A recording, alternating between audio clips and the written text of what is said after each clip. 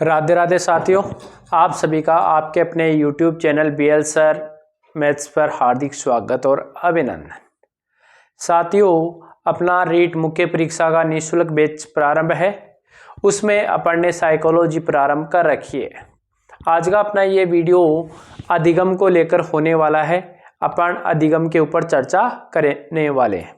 तो जो भी साथी सबसे पहले चैनल पर विजिट कर रहे हैं तो वो चैनल को सब्सक्राइब कर ले और अपने साथियों को शेयर भी कर दें।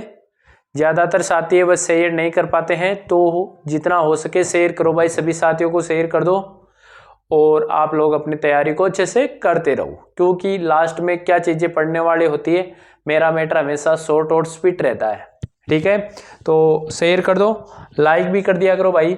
और यदि आप लोग इस बेस से संतुष्ट नहीं हो तो भी मुझे बता सकते हो कि सर हमें आपसे कोई प्रॉब्लम है, तो वो भी साझा कर सकते हो। अधिगम का पार्ट टेस्ट आज होने वाला है और साइकोलॉजी की ये 7वीं क्लास है। साइकोलॉजी की अपनी कौन सी क्लास होने वाली है? आज 7वीं क्लास होने वाली है। शेयर कर दो सभी साथियों को, अपना व्हाट्सएप स्टेटस वगैरह लगा दो, क्योंकि आप लोग ही शेयर करोगे तो ही अपना काम बनने वाला है। यह अपना 20 नंबर का जुगाड़ यहाँ से हो जाएगा। पूरे के पूरे 10 के 10 क्वेश्चन में आपको इन क्लासों से मिलाने वाला हूँ, टेंशन लेने की आवश्यकता नहीं है। ठीक है, अपना चैप्टर है आज का कौन सा है? अधिगम का चैप्टर है। सृष्टि ऑनलाइन क्लासेज कोचिंग क्लासेज में आप सभी का स्वागत और अभिनंदन। ठीक है, चलो भाई, अधिगम क्या चीज होती है? अधिगम सबसे पहले अपन बात करें तो अधिगम क्या होता है? व्यवहारगत जो परिवर्तन होता है, लेकिन वो स्थायी न होकर कैसा होता है? अस्थायी होता है। उसको अपन क्या बोलते हैं? उसको अपन बोलते हैं अधिगम। व्यवहार में होने वाला अपेक्षाकृत वांछित अस्थायी जो परिवर्तन होता है वही क्या होता है? अधिगम। अधिगम का तात्पर्य होता है सीखना, यानी कोई बच्चा है, बालक है, वह किस प्रकार से सीखेगा, उसको सीखने में क्या क्या कठिनाइयां आएगी, इन सब की चर्चा अपन इस अधिगम में करने वाले हैं। और सिलेबस में 3-4 टॉपिक अधिगम के बारे में ही लिखे हुए हैं। ठीक है, तो सबसे पहले व्यवहार में होने वाला अपेक्षाकृत स्थायी परिवर्तन। स्थायी नहीं है, ये अपेक्षाकृत स्थायी परिवर्तन है। कैसा है? अपेक्षाकृत स्थायी परिवर्तन। ये ध्यान रखना कि अधिगम क्या है? व्यवहार में होने वाला अपेक्षाकृत स्थायी परिवर्तन क्या कहलाता है? अधिगम कहलाता है। बीमारी, थकान व परिपक्वता से होने वाला परिवर्तन अधिगम नहीं है। कई बार ये भी पूछ लेता है एग्जामिनर कि निम्न में से अधिगम नहीं है। तो यदि अपने में कोई बीमारी के कारण परिवर्तन आ रहा है, जैसे भी वर्तमान में मेरे बीमारी के कारण परिवर्तन आ रहा है, तो वह अधिगम नहीं है।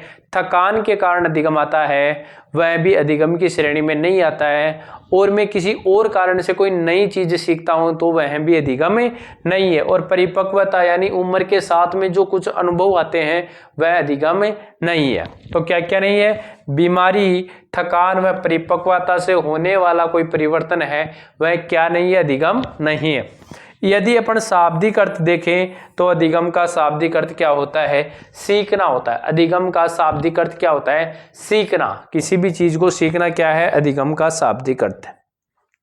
कुछ महत्वपूर्ण परिभाषाएं हैं जो आपको देखनी है। सबसे पहले इसमें एक वैज्ञानिक है वुडवर्थ। कौन सा वैज्ञानिक है?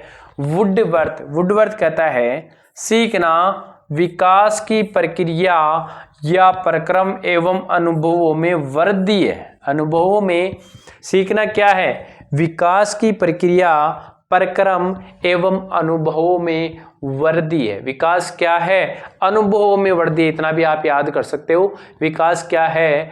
अनुभवों में वृद्धि होना ही क्या है? विकास सीखना है। सीखना क्या है? अनुभवों में वृद्धि। किसने कहा? वुडवर्थ ने। नेक्स्ट वैज्ञानिक है गेट्स एवं अन्य।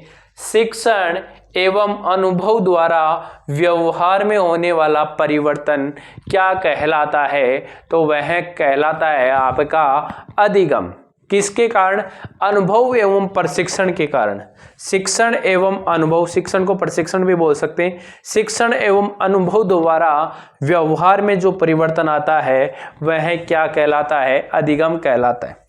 एक वैज्ञानिक एक करो एंड करो, वो कहता है आदत, ज्ञान, 2 आदमी 3 बात। आदत, ज्ञान एवं अभिवर्ती, वर्दी नहीं, अभिवर्ती का अर्जन ही क्या है? अधिगम है। आदत, ज्ञान एवं अभिवृत्ति का अर्जन ही क्या है? अधिगम है। नेक्स्ट, वैज्ञानिक स्किनर ये कहता है व्यवहार में उत्तरोत्तर परिवर्तन ही अधिगम है। व्यवहार में उत्तरोत्तर परिवर्तन ही क्या कहलाता है? अधिगम कहलाता है। नर, स्किनर, नर आदमी क्या करता है भाई? नर आदमी उत्तरोत्तर परिवर्तन करता है। नर आदमी क्या करता है? नर, नर यानी आदमी, आदमी उत्तरोत्तर परिवर्तन करता रहता है। गिलफोर्ड, गाल पर फोड़ो। गिलफोर्ड क्या कह रहा है? गाल पर फोड़ो। जैसा मैं आपके गाल पे फोड़ूंगा आप मेरे गाल पे फोड़ोगे, तो गिलफोर्ड। वैज्ञानिक क्या है? व्यवहार के कारण, व्यवहार में परिवर्तन ही क्या है? अधिगम है। व्यवहार के कारण व्यवहार में होने वाला परिवर्तन क्या कहलाता है? अधिगम कहलाता है। व्यवहार के कारण व्यवहार में होने वाला परिवर्तन क्या कहलाता है? अधिगम कहलाता है। हिलगार्ड, नवीन परिस्थितियों में अपने आप को अनुकूलित करना ही अधिगम है। नवीन परिस्थितियों में अपने आप को अनुकूलित करना ही क्या कहलाता है? अधिगम कहलाता है। चलो, अधिगम की विशेषताएं इंपॉर्टेंट है, यहां से क्वेश्चन पूछता है अधिगम की कौन कौन सी विशेषताएं? तो ये सतत प्रक्रिया है। अधिगम क्या है? सतत प्रक्रिया है, लगातार होने वाली प्रक्रिया है। अधिगम सतत प्रक्रिया है। व्यवहार में प्रगतिशील परिवर्तन है। व्यवहार में कैसा है? प्रगतिशील परिवर्तन है, व्यक्ति को आगे बढ़ाता है, प्रगति करवाता है, तो व्यवहार में प्रगतिशील परिवर्तन है। सार्वभौमिक प्रक्रिया है। सार्वभौमिक का मतलब हर जगह होता है, सभी को होता है, सार्वभौमिक प्रक्रिया है। व्यक्तिगत एवं सामाजिक दोनों है। व्यक्तिगत भी है और सामाजिक भी है, यानी व्यक्तिगत भी रूप से सीख सकता है और समाज में रहकर भी सीखा जाता है। सकारात्मक है एवं नकारात्मक दोनों है। अच्छे गुण भी सीखता है, तो नकारात्मक का मतलब गाली भी सीखा है। बच्चों है, समाज में रहे, अकेलो रहे तो भी सीख लो, अच्छा प्रार्थना भी सीख लो, तो गाली भी सीख लो। यानी अधिगम सकारात्मक होता है तो अधिगम नकारात्मक भी होता है। शेयर कर दो भाई सेशन को एक बार जरूर। उद्देश्य पूर्ण प्रक्रिया है। कैसी प्रक्रिया है? उद्देश्य पूर्ण प्रक्रिया है। जिस उद्देश्य को अपने आवश्यकता है, अभी अपना उद्देश्य है रीट भर्ती परीक्षा के लिए सीखना, तो आप साइकोलॉजी पढ़ रहे हो, यानी अपने उद्देश्य के अनुसार भी आप क्या करते हो? सीखते हो। तो एक उद्देश्य पूर्ण प्रक्रिया भी क्या है? अधिगम है। अधिगम प्रक्रिया है, परिणाम नहीं है। अधिगम क्या है? एक प्रक्रिया है, प्रोसेस है, रिजल्ट नहीं है। अधिगम क्या है? एक प्रोसेस है, एक प्रक्रिया है, परिणाम यानी रिजल्ट नहीं है। ये इंपॉर्टेंट बात है, ध्यान रखना। अधिगम प्रक्रिया है लेकिन परिणाम नहीं है।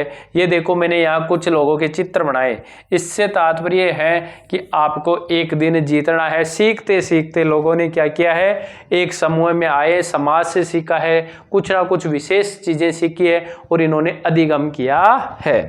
ठीक है। अधिगम की अन्य विशेषता अपेक्षाकृत स्थायी परिवर्तन। कैसा परिवर्तन है? स्थायी है लेकिन अपेक्षाकृत स्थायी परिवर्तन है। वातावरण की उपज है, बिल्कुल वातावरण के कारण ही अपन सीखते हैं। अनुभवों का संगठन है, बिल्कुल नए नए अनुभव। कहते ना कि बुद्धि है वो ठोकर खाने से आती है, बादाम खाने से नहीं आती। तो जिस आदमी को अनुभव है उसकी बराबरी इंटेलिजेंस ही नहीं करती है। तो अनुभवों का एक संगठन है। अनधिगम भी एक अधिगम है। अनधिगम भी अधिगम है, हो नहीं है? ये क्या है? अधिगम है। अनधिगम भी एक अधिगम है, यानी कुछ ज्ञान नहीं है, कुछ सीखता नहीं है, वह भी एक क्या है? अधिगम है। यदि आप ऐसे मान लो नौकरी नहीं लगे, ठीक है, तो भी आपने कुछ सीखा तो है? ऐसा तो है नहीं 100 के 100 फॉर्म भरे और 100 के 100 नौकरी लग जाएंगे, नहीं लगेंगे। इसका मतलब अनधिगम भी अधिगम है और इसमें समय लगता है, बिल्कुल समय वाली प्रोसेस है। ऐसा नहीं शाम को बैठा सुबह पूरा याद हो जाए, बिल्कुल नहीं है, समय लगने वाली प्रक्रिया है। आपको अभ्यास और प्रशिक्षण लेना पड़ेगा। ठीक है, चलते हैं आगे। अब बात करेंगे अधिगम के सिद्धांत की। अधिगम के सिद्धांत इंपॉर्टेंट पार्ट है, पीछे वाले से एक क्वेश्चन आएगा। अब एक क्वेश्चन यहां से शुरू होगा। अधिगम के सिद्धांत, सबसे पहला सिद्धांत है उद्दीपक अनुक्रिया का सिद्धांत। कौन सा सिद्धांत? उद्दीपक अनुक्रिया सिद्धांत। कौन सा सिद्धांत? उद्दीपक अनुक्रिया सिद्धांत। इसे प्रयास व त्रुटि का सिद्धांत भी कहते हैं। दूसरा नाम क्या है? प्रयास व त्रुटि का सिद्धांत। प्रयास करने से त्रुटि जरूर होती है, प्रयास व भूल का सिद्धांत भी कहते हैं। प्रयास करोगे तो कुछ चीजें भूल भी जाओगे। संबंधवाद का सिद्धांत, बंध का सिद्धांत और SRA थ्योरी। क्यों होगा SR थ्योरी? क्यों होगी बंध का सिद्धांत? क्योंकि एक दूसरे से जोड़ने वाला चीजें है। क्लियर है? चलो जी भाई, इसके प्रतिपादक कौन है? इसके प्रतिपादक है थॉर्नडाइक। कौन है? थॉर्नडाइक। उद्दीपक अनुक्रिया सिद्धांत किसने दिया? एग्जामिनर यही क्वेश्चन पूछेगा आपको। उद्दीपक अनुक्रिया सिद्धांत या SR थ्योरी या बंध का सिद्धांत या संबंधवाद का सिद्धांत के प्रतिपादक कौन है? तो ये प्रतिपादक है थॉर्नडाइक। क्लियर है? चलते हैं आगे। थॉर्नडाइक, ये देखो थॉर्नडाइक ने अपना प्रयोग बिल्ली में के ऊपर किया था, एक पिंजरे के अंदर बंद करके। थॉर्नडाइक ये एक अमेरिकी मनोवैज्ञानिक है भाई। कहाँ के हैं? कई बार ये भी पूछा जा सकता है कि थॉर्नडाइक कहाँ के मनोवैज्ञानिक थे? तो ये एक अमेरिकी मनोवैज्ञानिक थे जिन्होंने 1898 में सिद्धांतों की खोज की और एनिमल इंटेलिजेंस से अपना एक शोध पत्र जारी किया। 1913 में अपनी पुस्तक एजुकेशन साइकोलॉजी में उद्दीपक अनुक्रिया सिद्धांत को शिक्षा में लागू किया। 1898 में तो इन्होंने बताया, किसमें? Animal intelligence. ये एक इनकी PhD का शोध पत्र था। PhD का क्या था?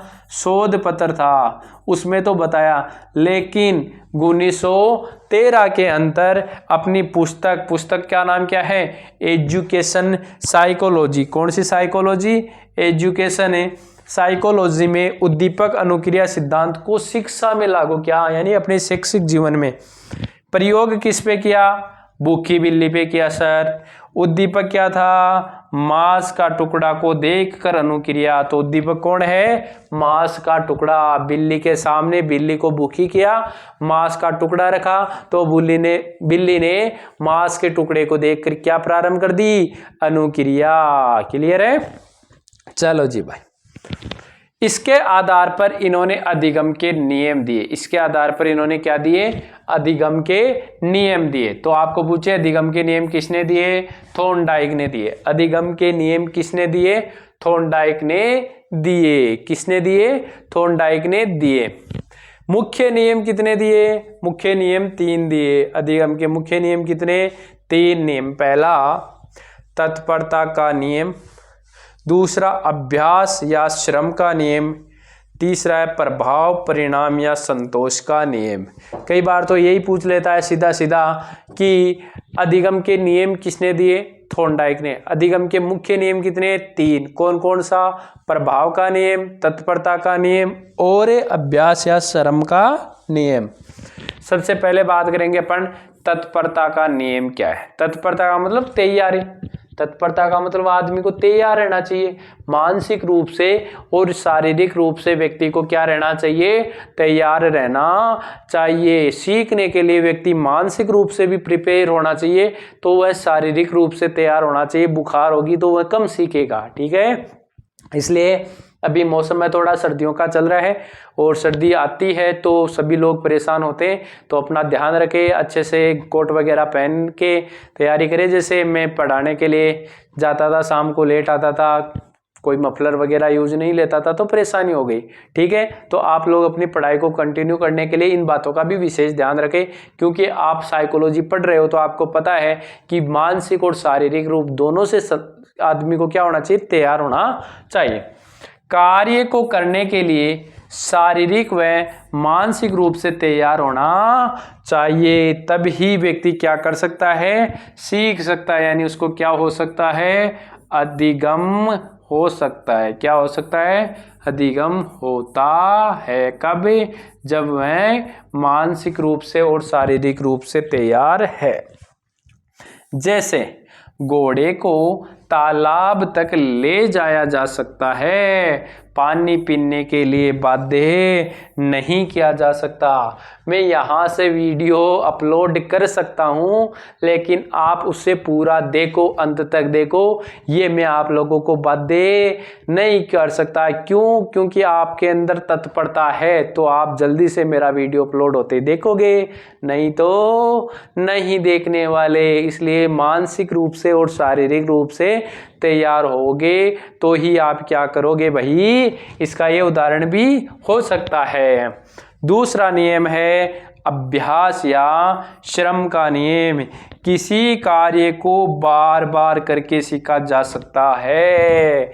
जैसे अपने एक दोहा पढ़ते ना, करत करत अभ्यास के जड़मती होत सुजात, रसरी आवत जावत के सिलवट पड़े निशान। यानी अभ्यास एक ऐसी चीज है जो जड़ बुद्धि को भी क्या बना सकता है, महान बना सकता है। इसलिए आपको बार बार अभ्यास करना चाहिए। श्रम करने में कहीं भी कंजूसी नहीं करनी चाहिए। अभ्यास का नियम क्या कहता है, जैसे एक चींटी है ना, 100 बार गिरती है, 99 बार और 100वीं बार वह चढ़ जाती है। इसलिए इसे उपयोग व अनुपयोग का नियम भी कहते हैं। उपयोग या अनुपयोग का नियम क्यों कहते हैं? क्योंकि अपन उन चीजों की बार बार पुनरावृत्ति करते हैं जो अपने लिए उपयोगी है, और उनकी पुनरावृत्ति नहीं करते जो अपने लिए अनुपयोगी होती है। इसलिए उपयोगी जो चीजें होती है उनका बार बार रिवीजन करना होता है, और जो अपने लिए काम की नहीं है, अनुपयोगी नहीं है, उनको नहीं करना चाहिए। जैसे अपने को क्या करना है, गालियां नहीं सीखनी है, इसलिए वो अपने के लिए अनुपयोग है, तो उनका पुनरावृत्ति नहीं करना है। बार बार अच्छी चीजों की पुनरावृत्ति करनी होती है। तीसरा है प्रभाव, परिणाम या संतोष का नियम। जिस कार्य को करने से अपने को संतोष मिलता है, परिणाम मिलता है, तो अपने अंदर कार्य करने की चेष्टा बढ़ती है। यदि क्रिया या कार्य का परिणाम अच्छा या संतोष देने वाला हो तो कार्य जल्दी होता है। यानी अपन क्या करते हैं, अपने को कोई संतोष मिलता है। जैसे अपने मैथ पढ़ते थे ना छोटी क्लासों में, तो मैथ पढ़ते टाइम जैसे ऐसे मान लो एक क्वेश्चन का आंसर आ जाता तो अपन दूसरा क्वेश्चन करते, तीसरा क्वेश्चन करते, और यदि एक का आंसर नहीं आता तो नहीं करते। इसका मतलब क्या है, यदि प्रभाव अच्छा है, कोई व्यक्ति अपने को अच्छे से प्रभावित कर रहा है तो व्यक्ति जल्दी सीखता है। एक टीचर होता है, उसका पढ़ाने का तरीका, ऐसे मान लो मेरा तरीका आपको प्रभावित कर गया तो आप अच्छे से सीख पाओगे। प्रभावित नहीं कर पाता है तो नहीं सीख पाते हो। चलो जी भाई, शानदार, गजब। स्किनर का अधिगम का सिद्धांत इसी पर आधारित है। इंपॉर्टेंट बात है, बीएफ स्किनर का जो अधिगम का सिद्धांत है ना, वो किस नियम पर आधारित है? प्रभाव या परिणाम का नियम पर आधारित है। गौण नियम कितने दिए? 5 दिए। बहु प्रतिक्रिया का नियम, आंशिक क्रिया का नियम, मनोवर्ती का नियम, आत्मीकरण का नियम और साहचर्य परिवर्तन का नियम। सर ये क्या चीज़ है? देखो आपको नाम याद होना चाहिए, बाकी यहाँ से क्वेश्चन आपके एग्जाम में नहीं आएंगे जहाँ तक मुझे लगता है। ठीक है ना? ठीक। देखो बहु प्रतिक्रिया का नियम क्या कहता है, अपने को क्या करनी होती है, किसी एक लक्ष्य को पाने के लिए बहुत सारी प्रतिक्रिया करनी होती है। जैसे यूट्यूब से पढ़ना है, प्लस के अंदर कोई टेस्ट सीरीज ज्वाइन करनी है, शॉर्ट नोट्स लेने हैं, तो ये बहुत सारी प्रतिक्रियाएं हैं। यानी किसी कार्य को प्राप्त करने के लिए अपने को बहुत सारी छोटी छोटी क्रियाएं करनी पड़ती है। बहु प्रतिक्रिया का नियम ये है। आंशिक क्रिया का नियम ये कहता है कि उसके लिए छोटी छोटी बहुत क्रियाएं की है, लेकिन उसको टुकड़ों में तोड़ के करो, छोटे छोटे भागों में करो, आंशिक कार्यों को करते हुए पूरा करो। मनोवर्ती का नियम, मन अच्छा है, आपके किसी कार्य को करने के लिए आप मन रूप से तैयार हो, यदि मनोवर्ती अच्छी है आपकी तो कार्य को जल्दी किया जा सकता है। मनोवर्ती अच्छी नहीं है तो कार्य नहीं किया जा सकता।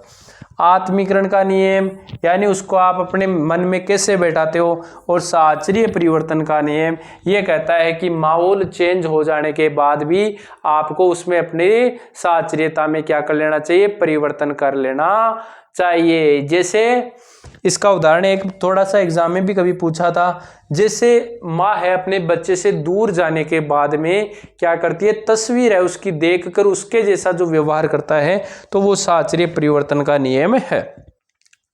शैक्षिक महत्व शैक्षिक महत्व का तात्पर्य ये है कि ये जो नियम है इनका शिक्षा में किस प्रकार से उपयोग किया जाता है। इन जो नियम है इनका शैक्षिक महत्व है, शिक्षा में क्या महत्व है। तो अनुभव से लाभ उठाना चाहिए, इसमें कर सकते हैं।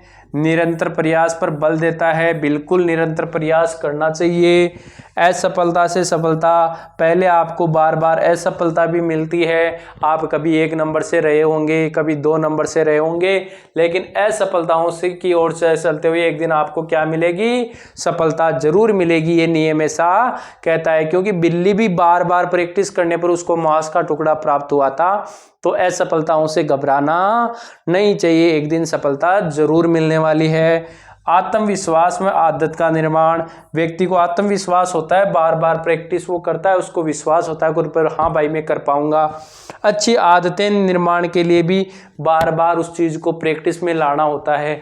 जैसे शाम को आप 9 बजे सो जाते हो, ऐसे मान लो आपने आदत पटक ली कि मुझे 12 बजे तक पढ़ना है, भाई रीट की तैयारी करनी है। इसका मतलब क्या है, इसका मतलब ये कि आदत निर्माण के लिए आपको अभ्यास की आवश्यकता होती है। अभ्यास की क्रिया पर आधारित और छोटे बालकों को सिखाने में सबसे ज्यादा उपयोगी, क्योंकि अपन छोटे बच्चों को कहते नहीं है क्या, लास्ट का जो पीरियड आता है वो मारने का टाइम होता है, वहां पर क्या होता है बच्चों को बार बार अभ्यास करवाया जाता है। 2 एकम 2, 2 दूनी 4, 2 तिया 6, 2 चौके 8, 2 पंजे 10, मतलब ये छोटे बालकों को सिखाने के लिए उपयोगी सिद्धांत है। दूसरा सिद्धांत, अनुकूलित अनुक्रिया का सिद्धांत। ये बहुत इंपॉर्टेंट सिद्धांत है, यहाँ से क्वेश्चन पूछता है। अनुकूलित अनुक्रिया का सिद्धांत, इसके अन्य नाम क्या है, अन्य नाम संबंध प्रतिक्रिया, परंपरागत अनुबंधन का सिद्धांत, ये सिद्धांत शब्द मैंने नहीं लिख रखा, इसके आगे वही बात है, का सिद्धांत, शास्त्रीय संबंध का सिद्धांत, शास्त्रीय अनुबंधन का सिद्धांत, क्लासिकल सिद्धांत और एस अनुबंधन का सिद्धांत। पिछला वाला क्या था, एस आर था, और ये क्या है, एस सिद्धांत है। इसके प्रवर्तक कौन है भाई, इसके प्रवर्तक है आईपी पावलोव, और कब दिया, 1904 में। इसके प्रवर्तक क्लासिकल सिद्धांत है, शास्त्रीय अनुबंधन का सिद्धांत है, इसके प्रवर्तक कौन है, आईपी पावलोव। पावलोव का पूरा नाम है इवान पेट्रोविच पावलोव। ये एक रूस के शरीर विज्ञानी थे, रूस के क्या थे भाई, शरीर विज्ञानी थे। 1904 में पाचन क्रिया के लिए नोबेल पुरस्कार मिला। ये बात भी पूछी हुई है कि इनको नोबेल जो पुरस्कार मिला 1904 में वो किसके लिए मिला, तो ये मिला इनको पाचन क्रिया के लिए। अनुबंधन का जनक भी किसको कहा जाता है, आईपी पावलोव को। सीखना एक अनुकूलित अनुक्रिया है, सीखना एक कैसी है, अनुकूलित अनुक्रिया, यानी उसके प्रति अपन अनुकूलित हो जाते हैं किसी चीज के प्रति। मैं कहूँ आपको 2 और 2 कितना हो गया, 4, इसका मतलब आप उसके प्रति अनुकूलित है, तो आपने सीख लिया। लेकिन मैं कहूँ आपको 17, आपने कहा 34, लेकिन मैं कहूँ आपको 69 कितने होते हैं, बताओ भाई, सीख तो रखा है आपने, लेकिन आप उसके प्रति अनुकूलित नहीं हो। जब तक आप किसी चीज के प्रति अनुकूलित नहीं होते हैं, इसका मतलब वो चीज आपने अच्छे से सीखी नहीं है। सीखने का मतलब होता है पढ़ाई करना ही नहीं होता है, उसको अपने मन में बैठाना होता है कि नाम लेते ही उसके बारे में पूरी बायोडाटा आपके माइंड में आ गई, इसका मतलब वो चीज़ आपने सीखी है। चल ठीक है। और इसका जो प्रयोग था वो प्रयोग किस पे था, तो इसका प्रयोग कुत्ते पे था। किस पर था, कुत्ते पे था, और 3 बार प्रयोग किया। ये चीज़ आपको शायद यहाँ दिखाई नहीं देगी, इन्होंने पेज जोड़ दिया है। कितनी बार प्रयोग किया, 3 बार। कैसे क्या, ये मैं समझाती हूँ। सबसे पहले, सबसे पूर्व क्या किया इन्होंने, कुत्ते को भोजन दिया। कुत्ते को क्या दिया, भोजन दिया। आपको पता है भोजन दिखाते कुत्ते की क्या आती है, लार आती है। सर ये बात सही नहीं है। सही क्यों नहीं है भाई, मैं बता देता हूँ। आप आजकल सब पानी पतासी खाते हो, पानी पतासी फुचका वाले के पास जाते हो, वो आपको डोना दे देता है, ठीक है, डोना दे के आपको खड़ा कर देता है, और फिर आपको पतासी नहीं देता है, तो आपके मुंह में सौतई क्या जाती है, लार आती है कि नहीं है। इसका मतलब ये सौतई थी, तो ये एक अनकंडीशनल था। तो भोजन क्या है, अनकंडीशनल स्टिमुलस है, और लार क्या है, अनकंडीशनल रेस्पॉन्स है। ठीक है, तो यूसीएस से यूसीआर का आना, भोजन दिखाने पर सौतई ही लार आती है कुत्ते के, आपके भी आती है, मैंने उदाहरण दे दिया। ठीक है भाई। फिर उन्होंने प्रयोग के दौरान क्या किया, पहले बजाता घंटी, पहले बजाता क्या, घंटी, घंटी बजाने के बाद में उसको देता भोजन। फिर दिखाता भोजन तो आती क्या, लार। इसका मतलब घंटी ने क्या है, सी एस है, कंडीशनल है, और भोजन तो वही है, यहाँ आपकी बार तो यूं सी एस ही रहेगा। और इससे जो लार आई वो घंटी के कारण आई, भोजन के कारण। सर भोजन के कारण आई तो भोजन के कारण आई तो ये यूं सी आर है। क्लियर है, यहां तक समझ में आ गई होगी बात। यानी अनकंडीशनल है, अनानुबंधित है, वो अनुबंधित नहीं हुआ, अभी अनअनुबंधित है। ठीक है जी। उसके बाद में इन्होंने बार बार ऐसा किया, बार बार घंटी बजाता भोजन देता, घंटी बजाता भोजन दिखाता, घंटी बजाता भोजन दिखाता। कुत्ते के समझ में आई सलाह, इस घंटे के बाद में भोजन आता है। अब धीरे धीरे वो इतना अनुकूलित हो गया कुत्ता कि उसने घंटी बजाई और उससे ही क्या आ गई, लार। तो घंटी से ही, सी एस से लार। अब की बार लार किससे आई, उसके घंटी से ही क्या आ गई भाई, लार आ गई। ये क्या था, कंडीशनल था, तो ये भी कंडीशनल रेस्पॉन्स हो गया। ये क्या सिस्टम है, वापस समझा देता हूं। देखो इधर से, सबसे पहले भोजन दिखाते क्या आती है, लार आती है। ये अनुबंधित नहीं है, नहीं है तो यू सी एस है, और इससे क्या हुआ, यू सी आर हो गया। पहली बात, चलो ठीक। कई बार ये भी पूछा हुआ है। फिर ये क्या करता, घंटी बजाता, घंटी बजाने के बाद में भोजन देता, भोजन दिखाते क्या आती, लार आती। इसका मतलब क्या हुआ भाई, तो आप कहोगे सर इसका मतलब है घंटी तो क्या है, कंडीशनल है, सी एस। भोजन क्या है, यू सी एस है। क्या आई, ये लार किसके कारण आई, सर इस घंटी के कारण नहीं है, इस भोजन के कारण आई। ये तो भोजन कैसा था, यू सी आर हो गया। तीसरी कंडीशन में क्या हुआ, भाई साहब तो घंटी बजाई इधर से और इधर से लार आ गई।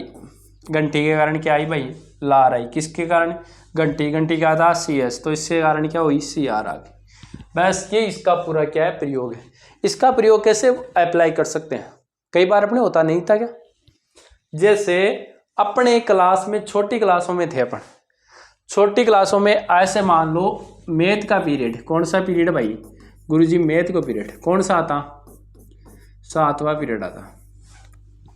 चलो जी, पहला पीरियड कोई टेंशन नहीं, 2 3 4 चला गया, लंच हो गई, फिर 5वां पीरियड, 6वां पीरियड। जैसे ही 7वें पीरियड की घंटी बजी, मैथ का होमवर्क पूरा नहीं, तो अपने अंदर हलचल अपने आप ही हो गई कि मैथ के गुरुजी पहुंच गए।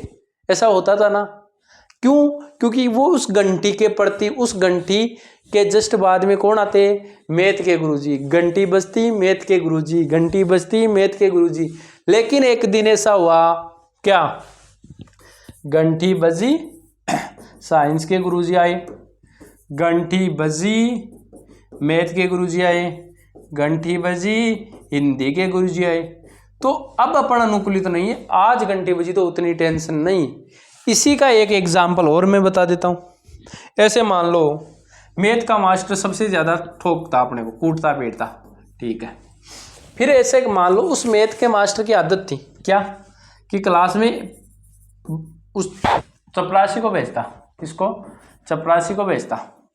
चपरासी भाई साहब डंडा रख के जाते, साथ में पानी की बोतल रख के जाते, डंडा रख के जाते, गुरुजी आते, डंडा उठाते, पानी पीते और डंडे से मारते, पानी पीते डंडे से मारते। अपन क्या कंडीशन हो गया, घंटी बजी, चपड़ा से आया, डंडा रखा, पानी, इतने में अपने चोट शुरू हो जाती थी। क्यों, क्योंकि अपन इस डंडे और पानी से क्या हो गए, अनुकूलित हो गए। यही कहना चाहता है। अनुबंध किसके प्रकार बताएं आप, अनुबंधन के प्रकार। ये क्या है अनुबंधन, सहकालिक यानी साथ साथ, क्या है ये, सहकालिक यानी कैसा, साथ साथ, सहकालिक यानी जिस टाइम घंटी उसी टाइम भोजन।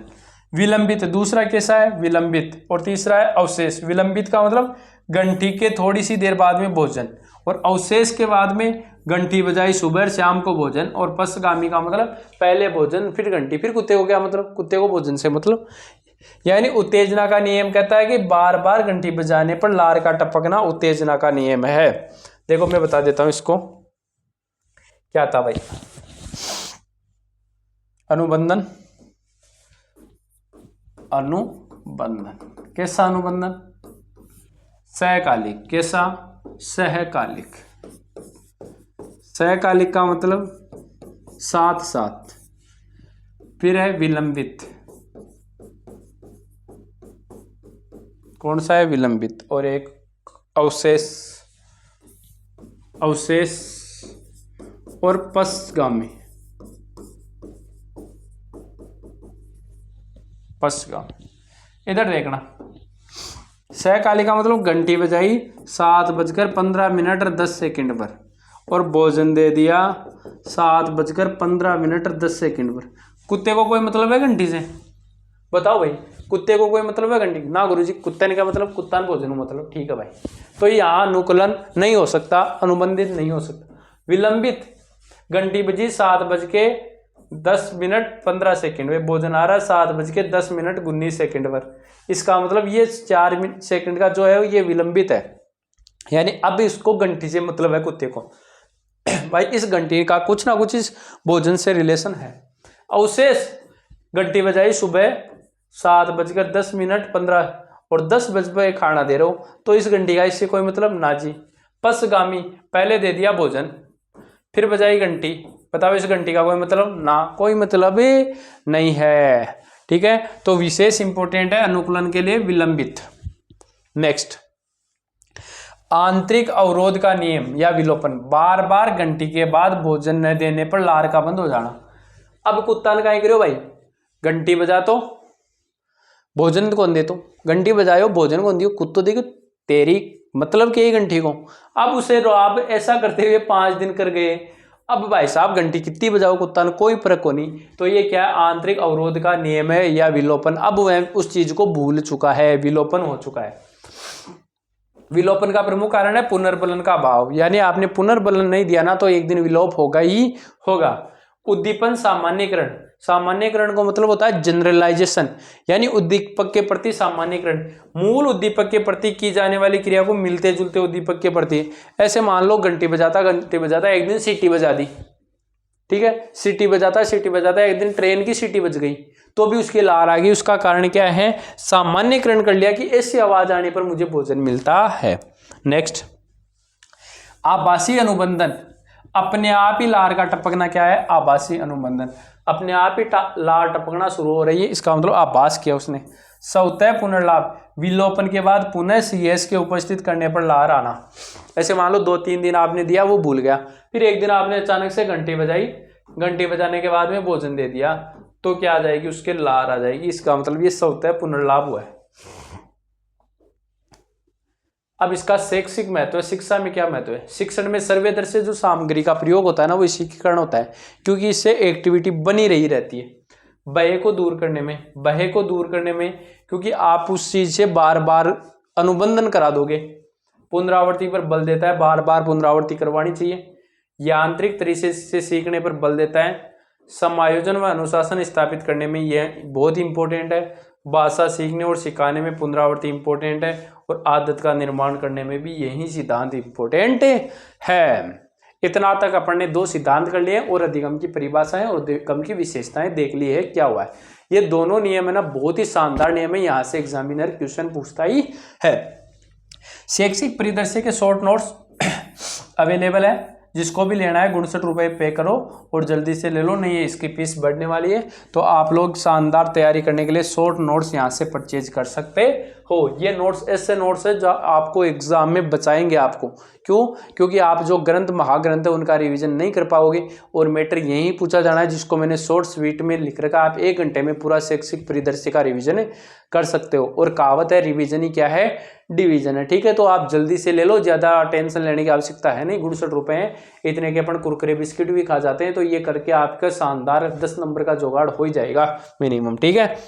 तो वीडियो अच्छा लगा हुआ है तो वीडियो को शेयर जरूर कर दो भाई, चैनल को सब्सक्राइब कर लो। यदि आप लोग इसी प्रकार से जैसे अभी व्यूज आ रहे हैं ऐसे व्यूज आएंगे तो मैं इस श्रृंखला को बंद भी कर दूंगा, फिर क्या ही मतलब रहेगा, कोई औचित्य नहीं बचेगा। तो ज़्यादा से ज़्यादा क्या करो, शेयर करो, ठीक है। वीडियो अच्छा लगा शेयर जरूर करें, नए साथी चैनल को सब्सक्राइब कर ले। मिलते हैं किसी नेक्स्ट वीडियो में, तब तक के लिए ऑल द बेस्ट, धन्यवाद, राम राम सा।